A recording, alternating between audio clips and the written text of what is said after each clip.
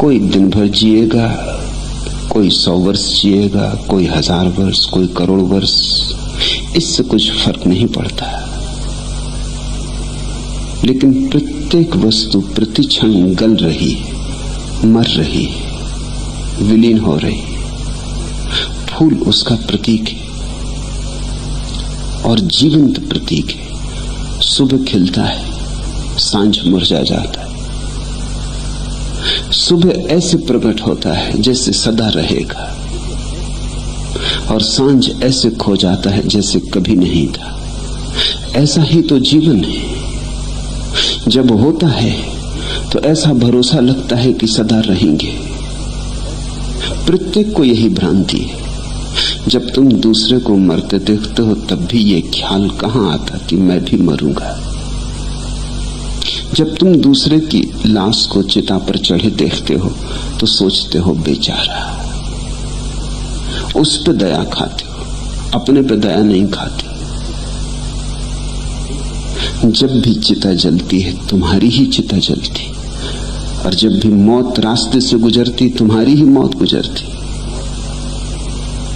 कभी पूछने मत भेजना कि किसकी लाश निकली, हर बार तुम्हारी ही लाश निकलती।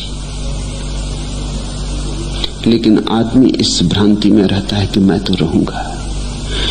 सदा दूसरे मरते हैं, मैं कहां मरता हूं। और इस तर्क में थोड़ा बल भी मालूम होता है, क्योंकि कभी आ मरा, कभी बा मरा, कभी सा मरा। तुम तो नहीं मरे, तुम तो अपनी मृत्यु को नहीं देख पाओगे, इसलिए तुमने तो सिर्फ अपना जीवन ही देखा। मरे तो तुम भी हो, बहुत बार मरे हो, पर मृत्यु देखने के पहले ही व्यक्ति मूर्छित हो जाता है। मृत्यु के भय से मूर्छित हो जाता है। मृत्यु को जो देखने में समर्थ हो जाता है वह तो मुक्त हो गया, फिर उसका कोई जन्म नहीं।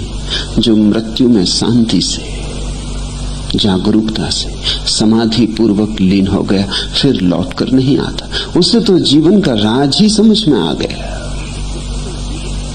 तो बुद्ध ने कहा है, सारा जीवन क्षणभंगुर। जैसे नदी बह रही ऐसा जीवन बह रहा, सब चीजें बदल रही।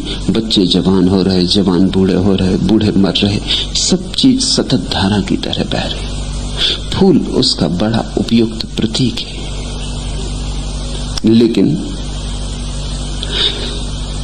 इस सारी क्षणभंगुरता के पीछे,